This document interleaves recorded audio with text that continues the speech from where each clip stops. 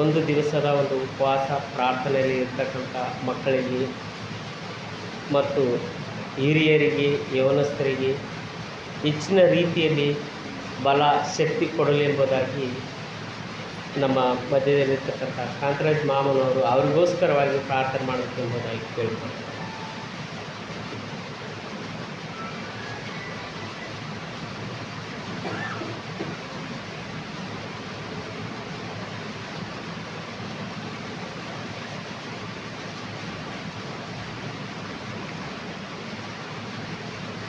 ಪ್ರಾರ್ಥನೆ ಮಾಡ್ತೇವೆ. ಮಹಾಕರುಣೆಯಲ್ಲಿ ಐಶ್ವರ್ಯವುಳ್ಳಂಥ ನಮ್ಮ ಪರಮಪುರುಷರ ಪರಮಯಾದ ದೇವರು ಸ್ವಾಮಿ ದೇವ, ನೀನು ನಮ್ಮನ್ನು ಕಳೆದ ಎಲ್ಲ ದಿನಮಾನಗಳಿಂದ ಕಳೆದ ಎಲ್ಲ ವರ್ಷಗಳಿಂದ ನಮ್ಮನ್ನು ಸುರಕ್ಷಿತವಾಗಿ ಕೈ ಕಾಪಾಡುತ್ತಾ ಬಂದು ಸ್ವಾಮಿ, ಈ ಒಂದು ಶ್ರಮೆ ಮರಣದ ದಿನವನ್ನು ಆಚರಣೆ ಮಾಡುವಂಥ ಈ ಒಂದು ಸಂದರ್ಭವನ್ನು ನಮಗಾಗಿ ಕೊಟ್ಟಿದ್ದೀರಿ. ನಾನು ಕೇಳಿ ಸ್ತೋತ್ರವನ್ನು ಸಲ್ಲಿಸುತ್ತೇನೆ ಕರ್ತನೆ. ದೇವರೇ, ನಾವು ಮನುಷ್ಯರಾಗಿರ್ತಕ್ಕಂಥ ನಾವುಗಳು ಸ್ವಾಮಿ, ಬರೀ ನಿನ್ನ ಒಂದು ಶಿಲುಬೆಯ ಮೇಲೆ ಕರ್ತನು 3 ದಿವಸ ಗೋರಿ ಒಳಗೆ ಇದ್ದು ಕಳೆದು 3 ದಿವಸ ಎದ್ದು ಬಂದನು ಎಂಬುದಾಗಿ ನಾವು ಕೇಳುತ್ತೇವೆ ಸ್ವಾಮಿ. ಆದರೆ ಅದರಂತೆ ನಡೆಯುವವರು ಯಾರು ಸ್ವಾಮಿ? ನಾವು ಅಲ್ಲ ಸ್ವಾಮಿ ದೇವರು. ಆದರೆ ದೇವರೇ, ನೀನು 3 ದಿವಸ ಇದ್ದು 3ನೇ ದಿವಸ ಎದ್ದು ಬಂದು ಅದರ ತಿರುಳನ್ನು ತಿಳಿದುಕೊಳ್ಳುವಂತೆ ನಮ್ಮನ್ನು ಆಶೀರ್ವದಿಸು ದೇವರೇ. ಸ್ವಾಮಿ ದೇವರೇ, ಈ ನಮ್ಮ ಸಭೆಯಲ್ಲಿ ದೇವರೇ, ನಮ್ಮ ಸಭೆಯನ್ನು ಆಶೀರ್ವದಿಸು. ನಮ್ಮ ಸಭೆಯಲ್ಲಿರ್ತಕ್ಕಂಥ ಪ್ರತಿ ಒಂದೊಂದು ಕುಟುಂಬ ಮಕ್ಕಳನ್ನು ಆಶೀರ್ವದಿಸು ದೇವರೇ. ದೇವರೇ, ಕೆಲವರು ಸ್ವಾಮಿ 40 ದಿವಸ ಉಪವಾಸ ಮಾಡುತ್ತಾರೆ, ಕೆಲವರು ವಾರಕ್ಕೆ 1 ಸಲ ಮಾಡುತ್ತಾರೆ, ವಾರದಾಗ 2 ಸಲ ಮಾಡುತ್ತಾರೆ ಸ್ವಾಮಿ. ಯಾವ ರೀತಿಯಿಂದ ಅವರು ಉಪವಾಸ ಮಾಡುತ್ತಾರೆ ಸ್ವಾಮಿ, ಅವರ ಮಧ್ಯದಲ್ಲಿ ಏನಾಗಿತ್ತು ಸ್ವಾಮಿ, ಅವರನ್ನು ಆಶೀರ್ವದಿಸು. ಅವರಿಗೆ ಬೇಕಾಗಿರ್ತಕ್ಕಂಥ ಬಲ ಶಕ್ತಿಯನ್ನು ಕೊಟ್ಟು ದಯಪಾಲಿಸು ದೇವರೇ. ದೇವರೇ, ಅವರು ಉಪವಾಸವಿರುತ್ತಾರೆ ಸ್ವಾಮಿ, ಆದರೆ ಅದರಂತೆ ನಡೆದುಕೊಳ್ಳುವಂತೆ ನಿನ್ನ ಆಶೀರ್ವಾದ, ನಿನ್ನ ಕೃಪೆ ಆ ಮಕ್ಕಳಿಗೆ ಕೊಟ್ಟು ದಯಪಾಲಿಸು ದೇವರೇ. ಅದೇ ರೀತಿಯಲ್ಲಿ ಸ್ವಾಮಿ, ನಮ್ಮ ಸಭೆಯಲ್ಲಿ ಸ್ವಾಮಿ ನಿನ್ನ ಒಂದು ಪುನರುತ್ಥಾನ ದಿನವನ್ನು ದೇವರೇ ನಾವು ನೆನಪಿಗೆ ತಂದುಕೊಳ್ಳುತ್ತೇವೆ ಸ್ವಾಮಿ. ಆದರೆ ದೇವರೇ, ಅದರಂತೆ ನಡೆಯುವಂಥ ಬಲ ಶಕ್ತಿ ನಮಗೆ ಕೊಟ್ಟು ದಯಪಾಲಿಸು ದೇವರೇ. ದೇವರೇ, ಇಂಥ ಆರಾಧನೆಗಳು ದೇವರೇ ಎಲ್ಲೆಲ್ಲಿ ಜರುಗಿಸಲ್ಪಡ್ತದೆ ಸ್ವಾಮಿ, ಅಲ್ಲೆಲ್ಲಿ ನೀನಾಗಿದ್ದುಕೊಂಡು ಅಲ್ಲಿ ಸೈತಾನನ ತೊಂದರೆಗಳು, ಯಾವ ಥರದ ತೊಂದರೆಗಳು ಬರದಂತೆ ನಿನ್ನ ಆಶೀರ್ವಾದ, ನಿನ್ನ ಕೃಪೆ ಎಲ್ಲ ಸಭೆಗಳ ಮೇಲೆ ಆಶೀರ್ವದಿಸು ದೇವರೇ. ಇವತ್ತಿನ ದಿನದಲ್ಲಿ ಸ್ವಾಮಿ, ನಾಳಿನ ದಿನದಲ್ಲಿ ಸ್ವಾಮಿ ಬಿಷಪ್ ಅಯ್ಯನವರ ಸ್ವಾಮಿ ಎಲ್ಲ ಕರ್ನಾಟಕದ ಎಲ್ಲ ಪಾಸ್ಟರ್ಸ್ಗಳನ್ನು ಎಲ್ಲ DS ಒಂದು ಮೀಟಿಂಗಿಗಾಗಿ ಕರೆದಿದ್ದಾರೆ ಸ್ವಾಮಿ. ಆದರೆ ದೇವರೇ, ಆ ಮೀಟಿಂಗ್ನಲ್ಲಿ ಶಾಂತ ರೀತಿಯಿಂದ ನಡೆದುಕೊಳ್ಳುವಂತೆ ನಿನ್ನ ಆಶೀರ್ವಾದ, ನಿನ್ನ ಕೃಪೆ ಆ ಮೀಟಿಂಗಿನ ಮೇಲೆ ಇರಲಿ ಸ್ವಾಮಿ ದೇವರೇ. ದೇವರೇ, ನಮ್ಮ ಬಿಷಪ್ಪನನ್ನು ಶಾಂತ ರೀತಿಯಿಂದ ಆರಿಸಿಕೊಳ್ಳುವಂತೆ ಆಶೀರ್ವಾದ ಅಲ್ಲಿರಲಿ ಸ್ವಾಮಿ ದೇವರೇ.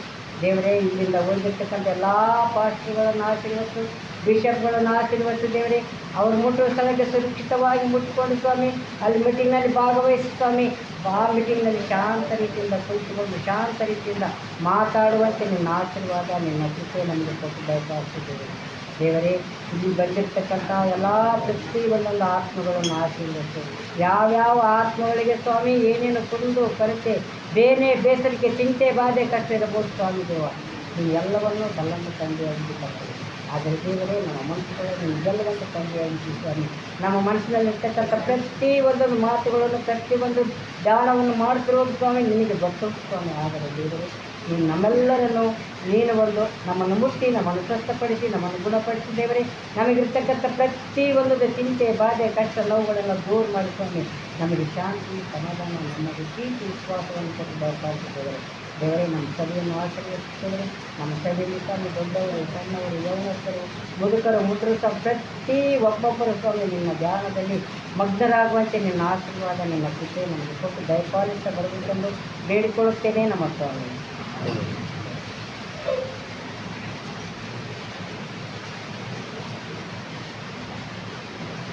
ಇವತ್ತಿನ ಈ ಒಂದು ವಾಕ್ಯದಲ್ಲಿ ನಾವು ನೋಡ್ತೇವೇನೆಂದರೆ,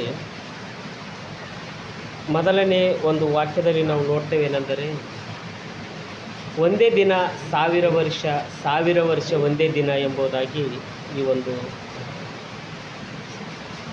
8ನೇ ವಾಕ್ಯದಲ್ಲಿ ನಾವು ನೋಡ್ತೇವೆ. ಯಾಕಂದರೆ ಇದು ಭಾಳ ವಿಶೇಷವಾದಂಥ ವಾಕ್ಯ. ಯಾವ ರೀತಿಯಾಗಿ ಈ ಒಂದು ವಾಕ್ಯವು ಒಂದೇ ದಿನ 1000 ವರ್ಷ ಯಾವ ರೀತಿಯಾಗಿ ಆಗ್ತದೆ, 1000 ವರ್ಷ ಒಂದೇ ದಿನ ಯಾವ ರೀತಿಯಾಗಿ ಆಗ್ತದೆ ಅಂತಕ್ಕಂಥದ್ದು ನಾವು ನೋಡಬೇಕಾದರೆ, ಈ ಒಂದು ವಾಕ್ಯದಲ್ಲಿ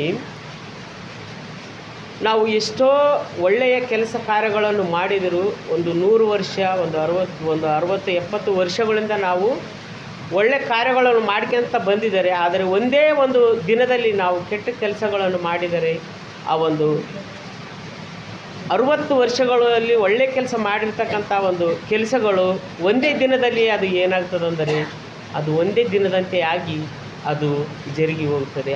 ಹಾಗೆ ಕೂಡ ನಮ್ಮ ಒಂದು ಜೀವಿತದಲ್ಲಿ ನಾವು ಒಳ್ಳೆಯ ಕಾರ್ಯಗಳನ್ನು ಮಾಡಿಕೊಂಡು ಮುಂದೆ ಸಾಗ್ತಾ ಹೋದರೆ ಅದು ಒಂದೇ ದಿನ 1000 ವರ್ಷ ಕೂಡ ಆಗುತ್ತದೆ. ಯಾಕಂದರೆ ಈ ಒಂದು ಸತ್ಯವೇದದಲ್ಲಿ ತಂದೆಯಾದ ದೇವರು ನಮಗೆ ತಿಳಿಸಿರುವ ಪ್ರಕಾರ, ಹಾಗೆ ಮುಂದೆ ಒಂದು 9ನೇ ವಚನದಲ್ಲಿ ನಾವು ಹೋಗಬೇಕಾದರೆ ಅಲ್ಲಿ ಹೇಳುತ್ತದೆ ಏನೆಂದರೆ, ನಾವು ಇಹಲೋಕದಲ್ಲಿ ಜೀವಿಸ್ತಕ್ಕಂಥ ಸಂದರ್ಭದಲ್ಲಿ ನಾವು ತಂದೆಯಾದ ದೇವರು ಬರುವಂಥ ಒಂದು ವಿಷಯವನ್ನು ನಾವು ಇಲ್ಲಿ ಕಾಣುತ್ತೇವೆ. ಯಾಕಂದರೆ ಈ ಕ್ಷಮಮರಣ ದಿನದಲ್ಲಿ ನಾವು ಒಂದು ಶಿಲ್ಬೆಯ ಒಂದು ಸಂದೇಶವನ್ನೇ ನಾವು ಆಡಬೇಕು. ಆದರೂ ಕೂಡ ನಾನು ಈ ಒಂದು ವಾಕ್ಯ ನನಗೆ ಬಹಳ ಒಂದು ಇಷ್ಟವಾಗಿರೋದ್ರಿಂದ ಈ ವಾಕ್ಯವನ್ನು ನಾನು ತೆಗೆದುಕೊಂಡಿದ್ದೇನೆ. ಆದರೆ ಈ ತಂದೆಯಾದ ದೇವರು ಈ ಒಂದು ಲೋಕದಲ್ಲಿ ನಾವು ಜೀವಿಸ್ತಕ್ಕಂಥ ಸಂದರ್ಭದಲ್ಲಿ ಎಂಥ ಪ್ರೀತಿಯನ್ನು ಇಟ್ಟಿದ್ದಾನೆ ಎಂಬುದಾಗಿ ನಾವು ನೋಡಬೇಕಾದರೆ, ನಾವು ಒಂದು ಗಿಡ ನೆಟ್ಟಬೇಕಾದರೆ ಅದಕ್ಕೆ ಬಹಳ ಒಂದು ಪ್ರಯಾಸ ಪಡ್ತೇವೆ. ಯಾಕಂದರೆ ಅದು ಫಲ ಕೊಡಲಿ ಎಂಬುದಾಗಿ, ಆ ಒಂದು ಫಲ ಕೊಡುವವರೆಗೂ ನಾವು ಅದಕ್ಕೆ ಬೇಕಾದಂಥ ಆಹಾರ, ಅದಕ್ಕೆ ಬೇಕಾದಂಥ ನೀರು, ಬೇಕಾದಂಥ ಮಸಾಲೆ ಎಲ್ಲವನ್ನು ಆ ಒಂದು ಗಿಡಕ್ಕೆ ಇಡುತ್ತೇವೆ. ಹಾಗೆ ಕೂಡ ತಂದೆಯಾದ ದೇವರು ಬರಣ ಯಾವ ರೀತಿಯಾಗಿ ಇದೆ ಅಂದರೆ, ನನ್ನ ಮಕ್ಕಳು ಕೂಡ ಈ ಒಂದು ವರ್ಷದಲ್ಲಿ ಬದಲಾವಣೆ ಹೊಂದಬಹುದು, ಇನ್ನೊಂದು ವರ್ಷದಲ್ಲಿ ಬದಲಾವಣೆ ಹೊಂದಬಹುದು ಎಂಬುದಾಗಿ ತಂದೆಯಾದ ದೇವರು ನಮಗೋಸ್ಕರ ಆತನು ತಡ ಮಾಡ್ತಾನೆ ಎಂಬುದಾಗಿ ಈ ಒಂದು ಸತ್ಯವೇದದಲ್ಲಿ ನಾವು ನೋಡ್ತೇವೆ. ಯಾಕಂದರೆ ತಂದೆಯಾದ ದೇವರು ವಿಶೇಷವಾಗಿರ್ತಕ್ಕಂಥ ಪ್ರೀತಿ. ಯಾಕಂದರೆ ಒಂದು ಯೋಹಾನನ ಬರೆದ ಸುವಾರ್ತೆಯಲ್ಲಿ 3ನೇ ಸಂಧಿಯಲ್ಲಿ ನಾವು ನೋಡ್ತೇವೆ ಏನೆಂದರೆ, ದೇವರು ಲೋಕದ ಮೇಲೆ ಎಷ್ಟೋ ಪ್ರೀತಿಯನ್ನಿಟ್ಟು ತನ್ನ ಒಬ್ಬನೇ ಮಗನನ್ನು ಕೊಟ್ಟನು, ಒಬ್ಬನಾದರೂ ನಾಶವಾಗದೆ ಎಲ್ಲರೂ ನಿತ್ಯ ಜೀವ ಪಡೆಯಬೇಕೆಂದು ಆ ಒಂದು ವಾಕ್ಯದಲ್ಲಿ ನಾವು ಕಾಣುತ್ತೇವೆ. ಯಾಕಂದರೆ ಅದೇ ರೀತಿಯಾಗಿ ಕೂಡ ಈ ಒಂದು ವಾಕ್ಯದಲ್ಲಿ ಕೂಡ ತಂದೆಯಾದ ದೇವರು ತಡ ಮಾಡುವುದು ಯಾಕೆಂದರೆ ನನ್ನ ಮಕ್ಕಳು ಒಂದು ಒಳ್ಳೆಯ ರೀತಿಯಾಗಿ ಅವರು ಶುದ್ಧೀಕರಣ ಹೊಂದಲಿ ಎಂಬುದಾಗಿ ತಂದೆಯಾದ ದೇವರು ಇನ್ನೂ ತಡ ಮಾಡ್ತಾ ಇದ್ದಾನೆ. ತಡ ಮಾಡುವುದರಲ್ಲಿ ಆತನ ಪ್ರೀತಿ ಭಾಳ ಅಮೂಲ್ಯವಾಗಿರ್ತಕ್ಕಂಥ ಪ್ರೀತಿ ನಮ್ಮ ಮೇಲಿದ್ದೇನೆ.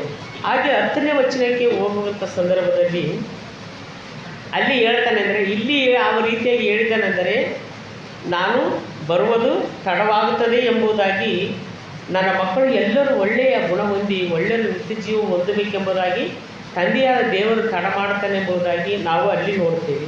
ಆದರೆ 10ನೇ ವಚನದಲ್ಲಿ ಮತ್ತೆ ಹೇಳುತ್ತದೇನೆಂದರೆ, ದೇವರು ಕಳ್ಳನು ಬರುವಂತೆ ಬರುತ್ತಾನೆ ಎಂಬುದಾಗಿ ಈ ಒಂದು 10ನೇ ವಚನದಲ್ಲಿ ನಾವು ಕಾಣ್ತೇವೆ.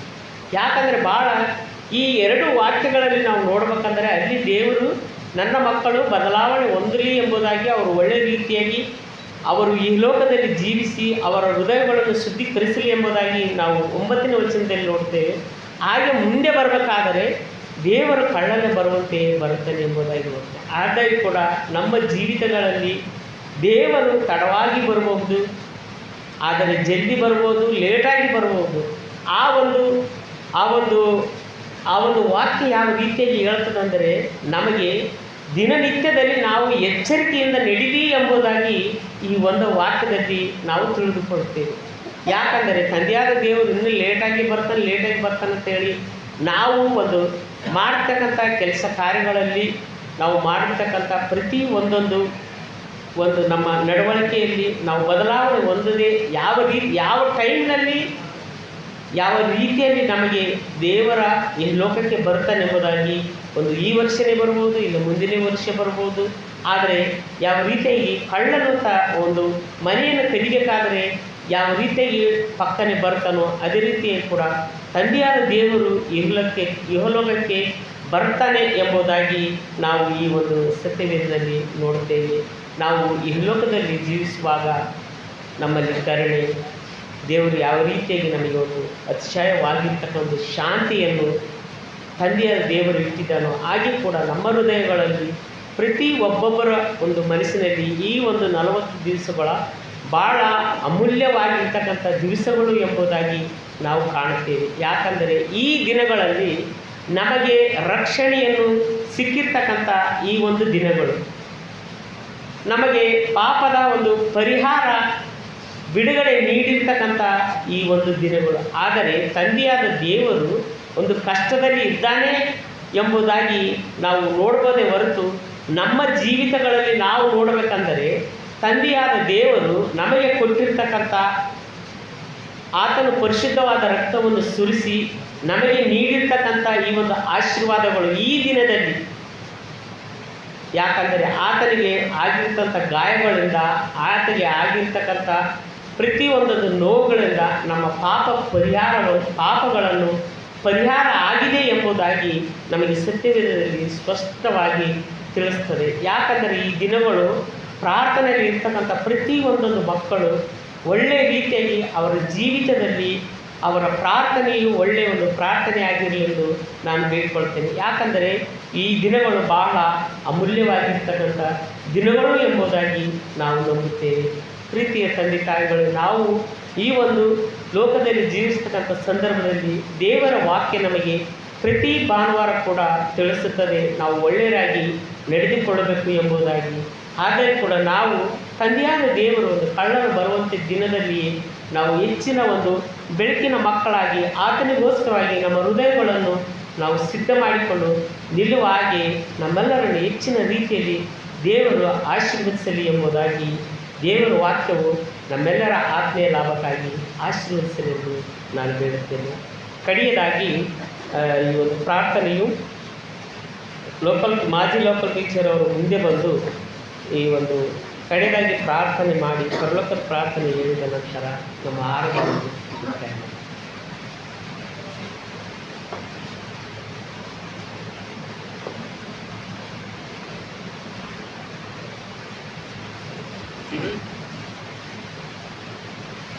ಪ್ರಾರ್ಥನೆ ಮಾಡಿಕೊಂಡು ನಮ್ಮನ್ನು ಬಹಳವಾಗಿ ಪ್ರೀತಿ ಮಾಡಿಕೊಂಡು ಬಂದಿರತಕ್ಕಂಥ ಪರಿಶುದ್ಧವಾದ ನನಗೆ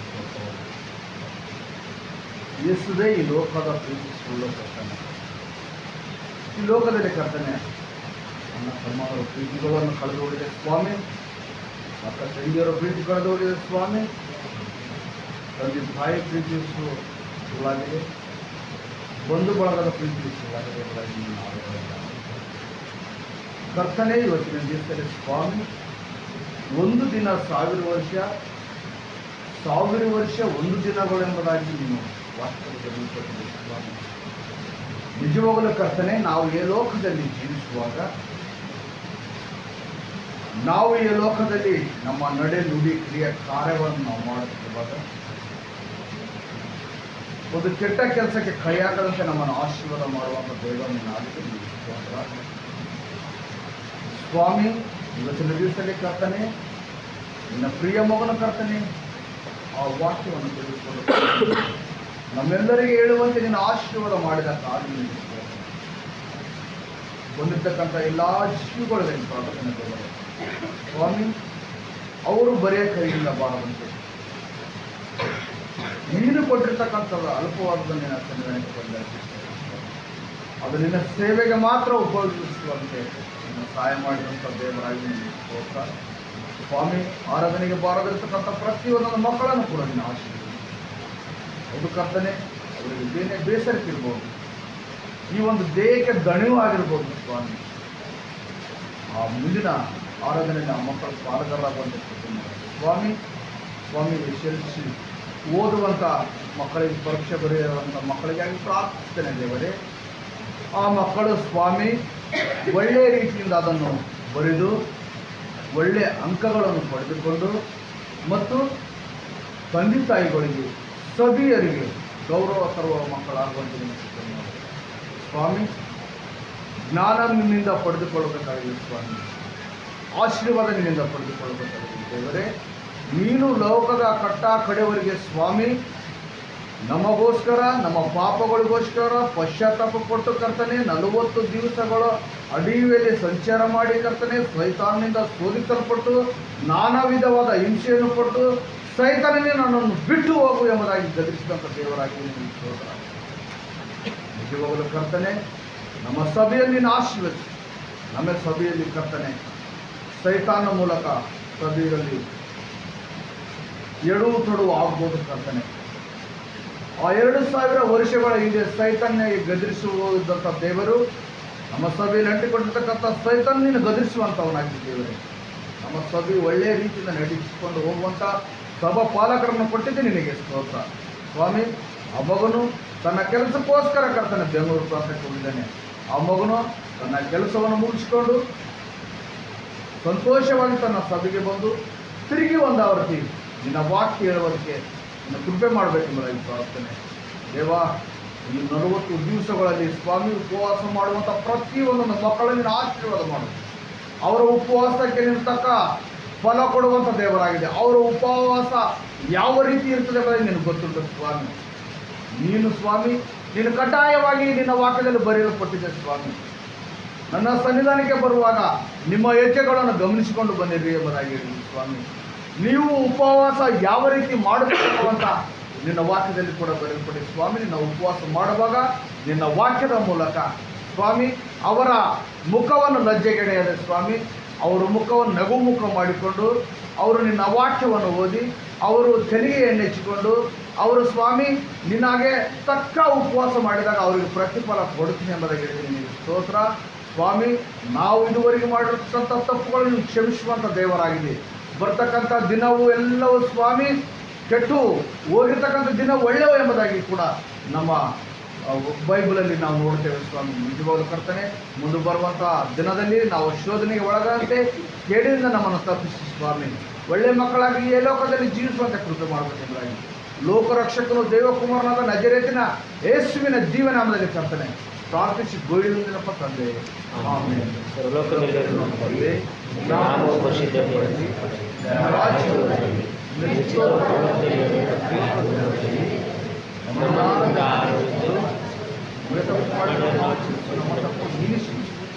ಮನುಷ್ಯನೇ ಸೇರಿಸಬೇಕು. ಯಾಕಂದರೆ